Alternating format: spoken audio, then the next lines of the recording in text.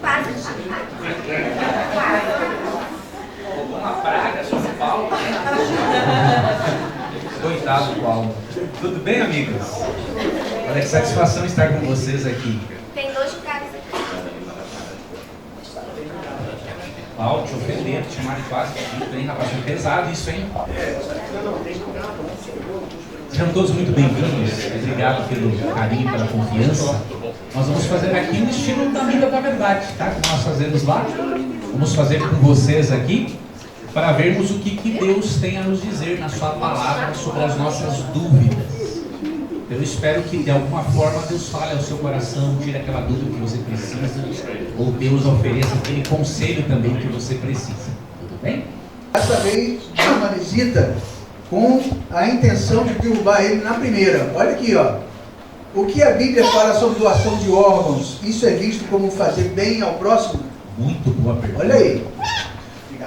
Ó, a Bíblia, amigos, ela não fala do procedimento em si, porque é um procedimento científico novo. Mas olha como a Bíblia é maravilhosa. A palavra de Deus, quando não fala diretamente no assunto, ela tem princípios norteadores. Ela tem um princípio que vai responder essa pergunta. O que Deus acha? Tanto da doação de órgãos quanto transfusão de sangue. O texto, que é um princípio norteador, 1 João 3,16. Uma cartinha final aqui na Bíblia. Diz assim: nisto conhecemos o amor, que Cristo deu a sua vida por nós, e nós devemos dar nossa vida pelos irmãos.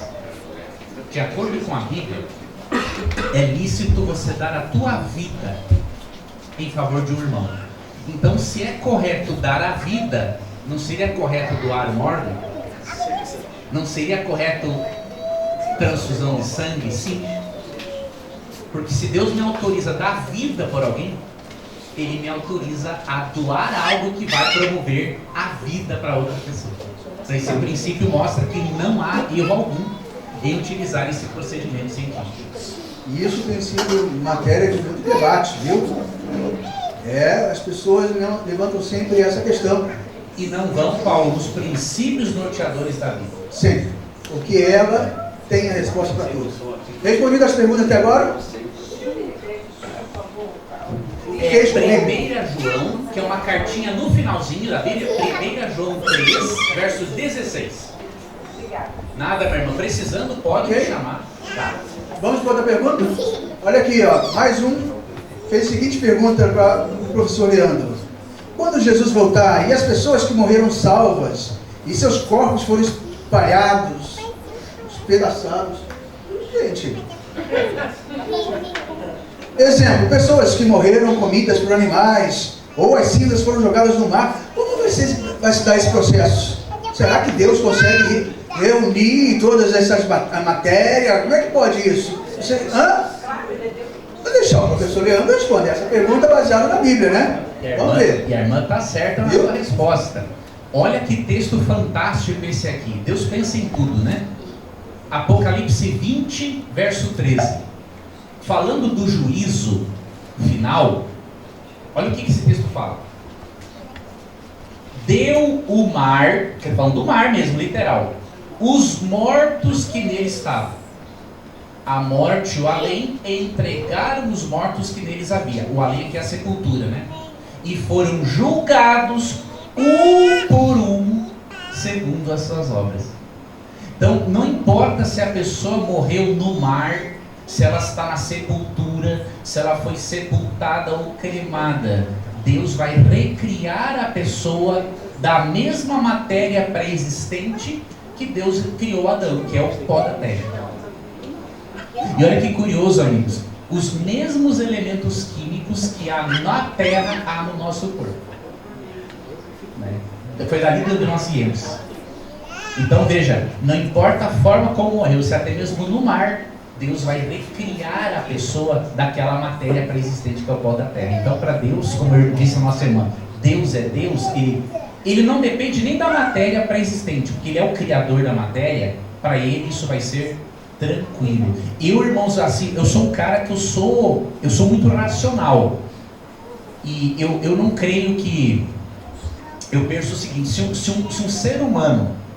Veja, olha a vida, irmãos. Se você vai parar para pensar logicamente, é um milagre que a união de um espermatozoide e de um óvulo forme um ser humano com características únicas, todas as características físicas e internas, nenhum ser humano com uma impressão digital igual. Então, eu acho que se é possível esse milagre, para Deus é perfeitamente possível recriar, ressuscitar alguém. A próxima pergunta diz o seguinte: pedir sinal para Deus é sinal de maturidade espiritual, professor? Tem algum problema? Algum exemplo na palavra de Deus de gente que pediu sinal para Deus? Olha, mesmo que não seja a preferência, Deus não vai condenar você por isso, tá? Deus quer que você tenha fé. Agora, nós temos um exemplo de um sinal, de várias pessoas pedindo sinais na Bíblia. Teve um, por exemplo, que foi... Deixa eu ver aqui, o livro de Juízes. Qual é o nome daquele juiz? Não era Jefté. Gideão, isso mesmo, obrigado. Gideão, ele pediu um sinal para Deus. Ele queria ter certeza de que Deus iria fazer um milagre, e Deus deu. Então Deus, ele pode ver se aquilo é realmente necessário para você. Deus prefere que você desenvolva a fé. Hebreus 11:1, né? 11:6. Sem fé é impossível agradar a Deus, porque aquele que se aproxima de Deus deve crer que Ele existe e que se torna recompensador daqueles que o buscam. Então Ele quer isso. Agora, se você estiver num momento de muita dificuldade, até de crise, não tem problema pedir um sinal. Só esteja aberto à possibilidade de que pode Deus não querer dar esse sinal. Ele pode querer direcionar você para as Escrituras. A resposta pode ser sim. Pode ser sim ou não. Não. Né? Mas ele pode, então não é um pecado você pedir para Deus o sinal. Só pensa também numa coisa que eu lembrei, Paulo. Se a resposta já se encontra na Bíblia, ele não vai te dar um sinal. Por exemplo, é muito comum, eu recebi a pergunta assim, olha, eu conheci uma pessoa e eu queria saber se Deus aprovaria ou não eu me relacionar com essa pessoa. Aí quando você pergunta, mas quem é essa pessoa e tal? Ah, uma pessoa e tal. Ou seja, ela quer se casar com uma pessoa que não é cristã. Só que a Bíblia já revelou que Deus não aprova o jogo desigual. Então Deus não vai te dar um sinal sobre algo que Ele já revelou na Escritura. Agora, se é algo que não está claro e você passa por um momento de crise, uma situação que é difícil, Ele vai te dar sim. Agora, aquilo que Ele revelou, não peça, porque já está revelado. Né? Ok, está aí a pergunta. Diz assim, se Deus sabia, olha só que pergunta. Se Deus sabia que nós iríamos todos errar, por que é que Ele criou o ser humano? E aí? Boa pergunta. O que vai nos explicar isso é a essência de Deus, a natureza dele. É um texto muito conhecido, né? 1 João 4, 8 e 16 diz que Deus é amor. O amor, queridos, ele pode ser imposto? Não, né? O amor você não se impõe. O amor conquista. Uma outra pergunta. Pode existir amor verdadeiro sem liberdade para amar? Sim ou não? Não. Então veja, a natureza de Deus é amor. Se Deus não cria alguém porque este alguém vai negá-lo, Deus está duelando com a própria natureza e caráter dele. Então, Deus é amor de uma forma tão plena que Ele cria seres livres, mesmo sabendo que esses seres vão tomar decisões erradas. É contrário, é duelar contra o caráter e a natureza dele, não criar alguém porque esse alguém não vai amá-lo. Ele não estaria dando a liberdade para esse alguém deixar de amá-lo. Então, isso é tão forte para Deus que Ele prefere assumir todo o risco, como assumiu na cruz do Calvário, para criar. E uma vez alguém me perguntou assim, mas então por que ele criou Lúcifer? Além dessa explicação, tem um outro detalhe. Não criar Lúcifer, queridos, não era garantia de que o mal não existisse, porque Deus não criou só Lúcifer com livre-arbítrio. Deus criou todos com livre-arbítrio. Então, qualquer uma das criaturas de Deus inteligentes poderia exercer o seu livre-arbítrio de uma forma indevida. Então, a partir do momento em que Deus cria alguém, Ele está assumindo isso. E aí eu dou um exemplo final. Lógico, esse exemplo não vai explicar tudo, tá, amigos? Deus é muito complexo. Nós temos respostas parciais sobre Ele. Mas eu vou dar um exemplo que eu acho que vai ajudar você. Se você fosse onisciente, tá? Você é onisciente. Você sabe que um filho seu vai nascer, por exemplo, com síndrome de Down. E você consegue prever todos os anos alegres, felizes que você vai ter com ele, mas você também prevê as dificuldades, né, que uma criança nessas condições tem. Eu pergunto, você mãe, se você fosse onisciente e soubesse de tudo que você iria viver, apesar das dificuldades, você optaria por abortar esse filho? Ou ter esse filho? Ou ter esse filho? A mãe vai ter. A resposta está aí, então. Então Deus preferiu não abortar, digamos assim, as suas criaturas. Se uma mãe é capaz de amar tanto assim uma criança, Imagine Deus. imagine Deus, né? Uma pergunta, professor Leandro, sobre guarda de sábado. A Bíblia traz alguma explicação sobre o profissional da saúde trabalhar no sábado? A mesma explicação para um policial? O que a Bíblia diz? Eu quero dizer uma coisa para você. Eu sei que tem vários visitantes aqui, às vezes vocês nunca ouviram falar de sábado. Deixa eu explicar uma coisa para você importante. O sábado é um mandamento da lei de Deus que nos ordena adorarmos a Deus como Criador. Mas você não é salvo por guardar o sábado. Em nenhum mandamento. Nós somos salvos pela graça de Deus. Então, só nós temos que ter esse cuidado de não colocar a carroça na frente dos bois, né? Então, quando nós falamos de sábado como adventistas, é só para você saber que nós queremos ajudar você a você entender este mandamento, para você ter um dia maior de comunhão com Deus, não para você ser salvo, mas como resultado do seu amor pela companhia dele. Então, nós queremos ensinar isso. Só para você evitar, às vezes, o mal entendido. Tem muita gente na internet que fala assim, o adventista crê na salvação pelo sábado. Eles não sabem o que estão dizendo. Eu nunca aprendi isso, eu estou há 27, 28 anos aqui, nunca vi isso. Então não é salvação pelo sábado, só para esclarecer isso. Sobre a guarda, eu digo uma outra coisa para você. Leandro, eu acho que eu não vou vir mais na igreja, né? Porque vocês guardam o sábado e eu não consigo. Pois é você que tem que vir na igreja. Sabe por quê? A palavra de Deus, o evangelho, não é para nenhum santinho. Você acha que tem santinho aqui? Aqui não tem nenhum santinho com uma auréola sobre a cabeça. Cada um tem uma dificuldade. Então o que Deus quer? Mesmo com a sua dificuldade de guardar o sábado ou qualquer um dos outros 9 mandamentos, venha para Jesus. E deixa que Jesus vai fazer as mudanças que você precisa. Não espere você ser bom para vir a Jesus, porque aí você nunca vai conseguir. Venha a Jesus para Ele tornar você cada vez melhor. Tá? Então eu quero deixar isso claro para você. Sobre a guarda do sábado, ainda na pergunta, a melhor maneira de um profissional da área da saúde ou da segurança aprender sobre esse assunto, sobre a guarda do sábado, é analisar o exemplo de Cristo. Existem realmente, amigos, profissões que elas são essenciais no mundo de pecado. Por exemplo, segurança pública, saúde. A doença não avisa quando vai chegar. Mas como Jesus equilibrava isso? Isso aqui, Paulo, que é o esquema, digamos assim. Você vê, eu vou ler 2 textos para você. Em Mateus 12, 9 a 12, Cristo, no sábado, curou um homem que tinha uma mão atrofiada. Os fariseus ficaram loucos, porque para eles, ajudar alguém no sábado era uma transgressão do mandamento. Só que isso era uma interpretação distorcida deles. Deus nunca ensinou isso. E aí no verso 12 de Mateus 12, Jesus fala que é lícito fazer o bem aos sábados. Então Cristo corrige aquela maneira distorcida do sábado, que eles fizeram, né?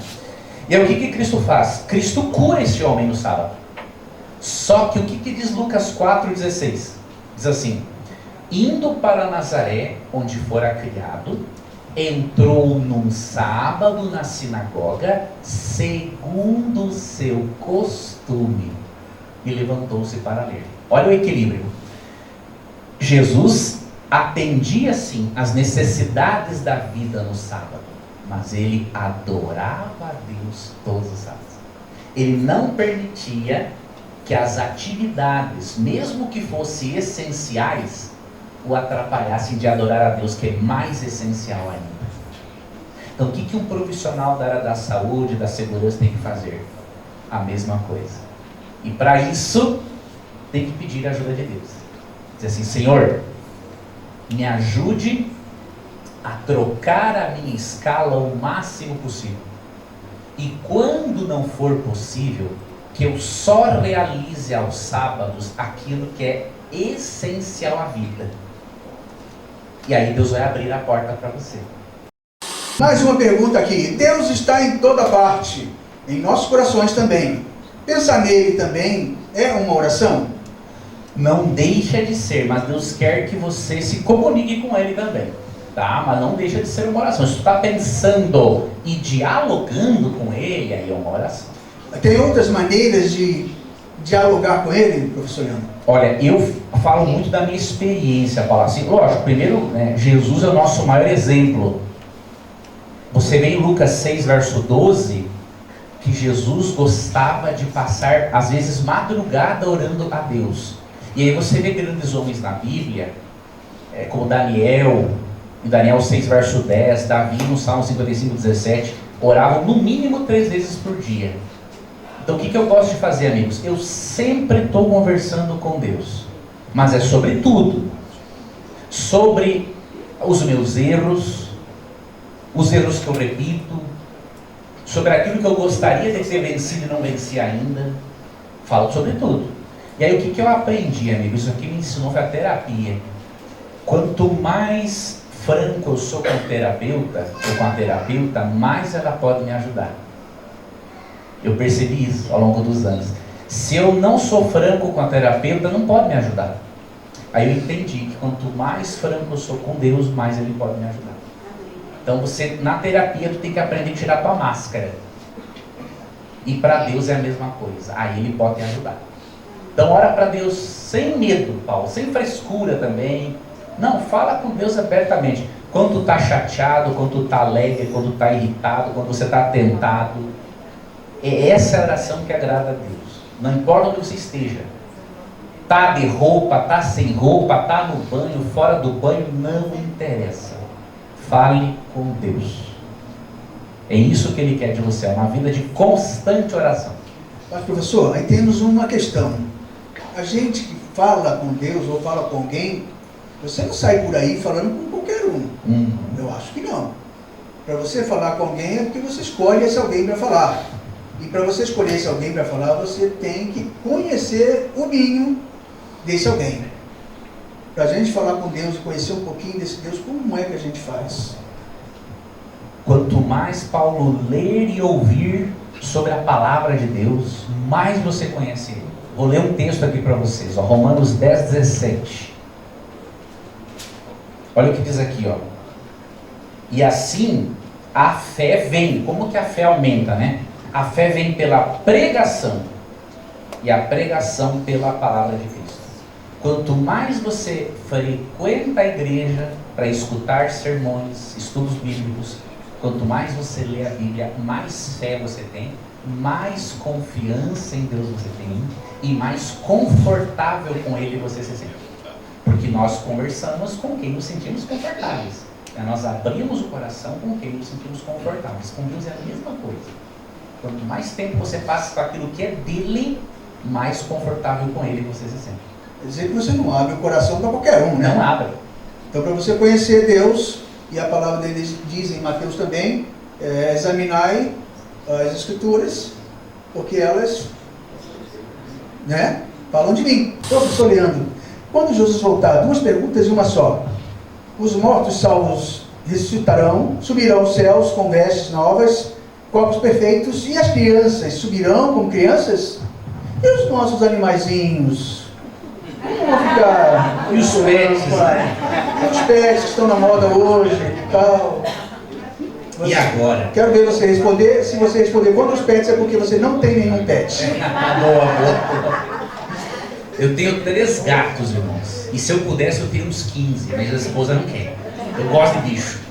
Eu tenho uma notícia boa e uma notícia ruim sobre esse assunto. Vocês querem a boa ou a ruim primeiro? A ruim. Para terminar com a boa, né?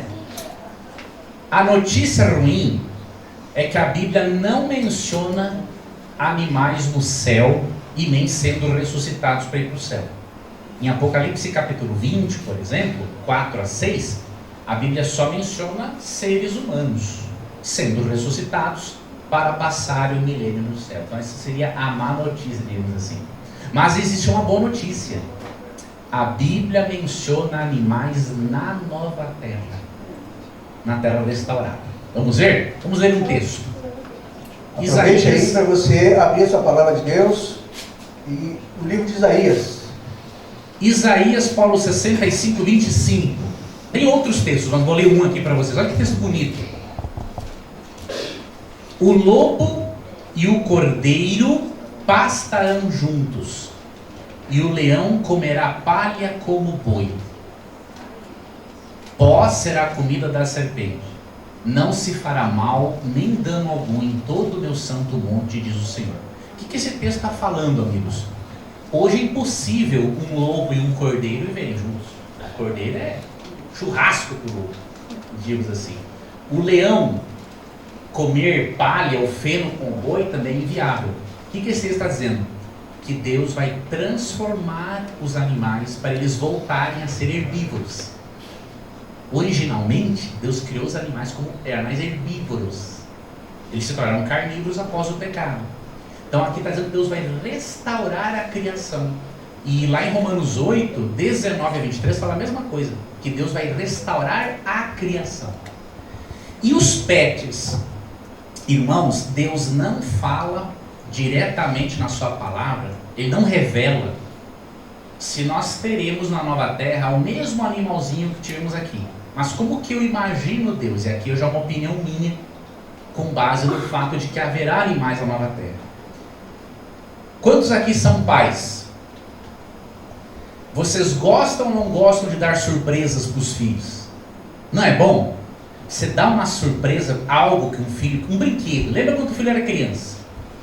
Quando você dava um brinquedo que o seu filho queria muito, o prazer de ver a reação da criança é tudo. Não é algo que dá até saudade na gente?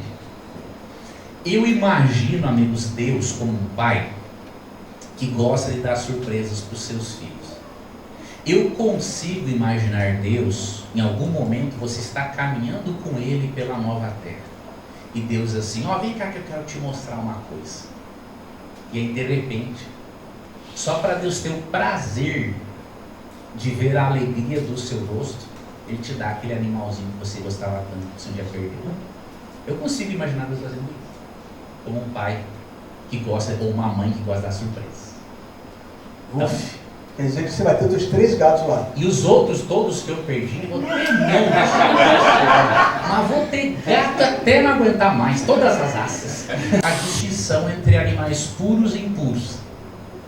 Porém, amigos, quando você lê o contexto, Deus não está falando de carnes imundas, mas de pessoas consideradas imundas. Por quê? Vamos deixar que o texto nos responda.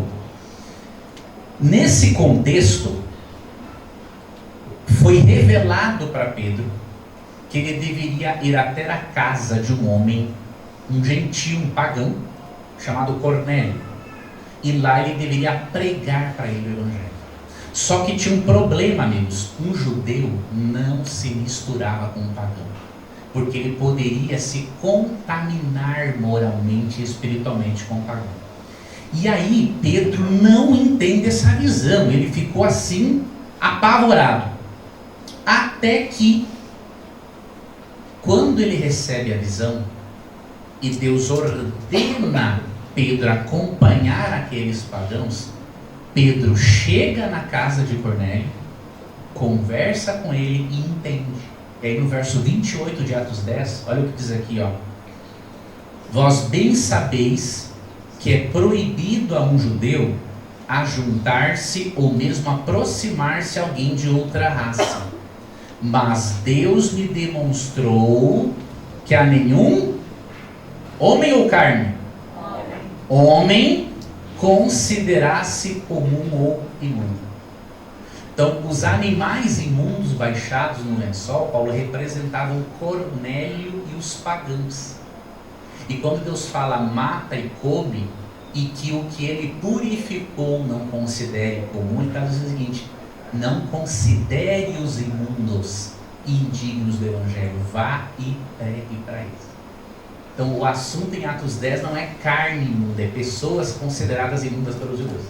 Esse capítulo que tanta polêmica trouxe, a própria Bíblia responde. Explica. Não fala de alimentos, e sim de pessoas. E no capítulo 11, Paulo complementa. Complementa. Explica direitinho. A própria Bíblia te responde.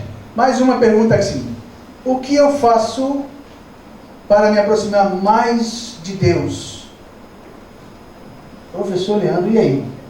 Olha, num mundo como esse, como é que a gente faz? O que a gente precisa para se aproximar mais de Deus? Ó, a primeira coisa, você vai ouvir e atender a esse convite de Jesus em Mateus 11, 28 a 30. Ó, vinde a mim, todos os que estáis cansados e sobrecarregados, e eu vos aliviarei. Tomai sobre vós o meu jugo e aprendei de mim, porque sou manso e humilde de coração, e achareis descanso para a vossa alma, porque o meu jugo é suave e o meu fardo é leve. Ele está dizendo que o jugo dele, o jugo, o fardo do cristianismo, é muito mais leve do que o fardo do mundo. Então o que Jesus convida a você? Seja um discípulo dele. Vá até ele. Diga assim: Senhor, eu estou cansado, estou sobrecarregado, ou Deus, eu não estou conseguindo crer no Senhor. Faça uma oração, falando da tua dificuldade, e faça uma entrega. Jesus, eu tenho dificuldades, mas eu quero que o Senhor seja o meu Salvador pessoal. Como é que a gente entende a resposta de Deus? Ó, mais uma pergunta aqui. Boa pergunta. Quando a pessoa, Paulo, faz essa oração de entrega a Jesus, ela já vai se levantar daquela oração diferente. Ela já vai perceber que Deus, que ela teve ali algum encontro com Deus. Só que ali é só o começo. Agora você precisa conhecer mais a Ele e dar vontade dele para a sua vida. E aí tem que ser, amigos, estudando as Escrituras. Aí você tem que fazer um curso bíblico, entender a palavra de Deus. Atos 17:11 é um texto muito bacana.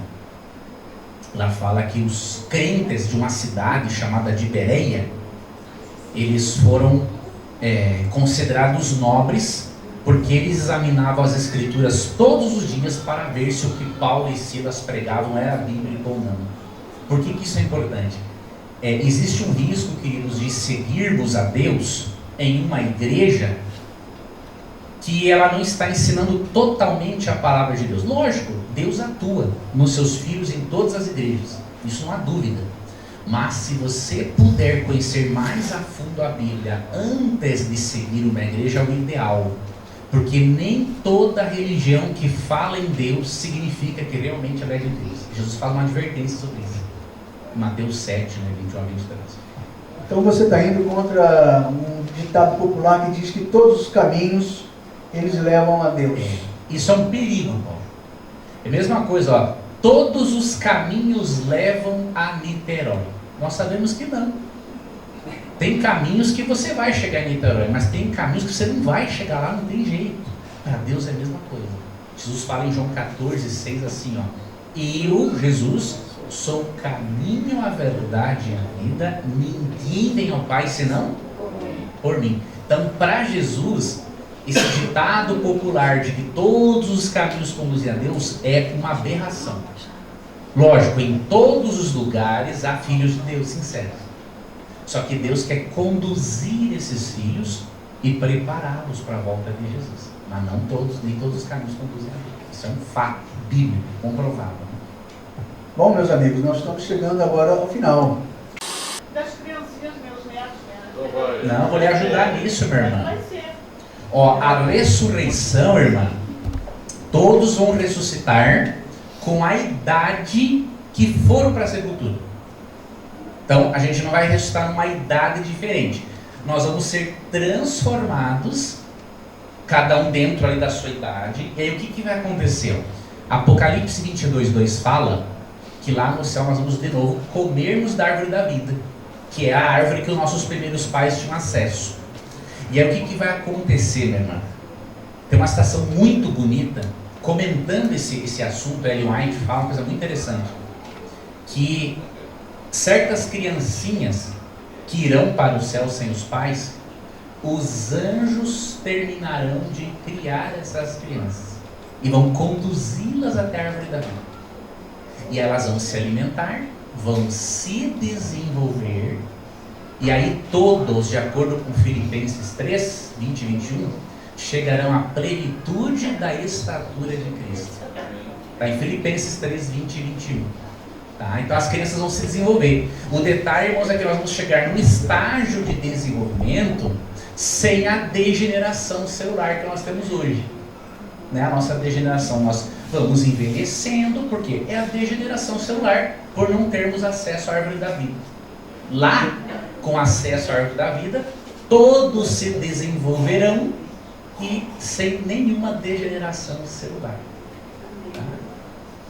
Agora, livramos o Paulo, irmã, do problema, ele ia ser punido pela irmã.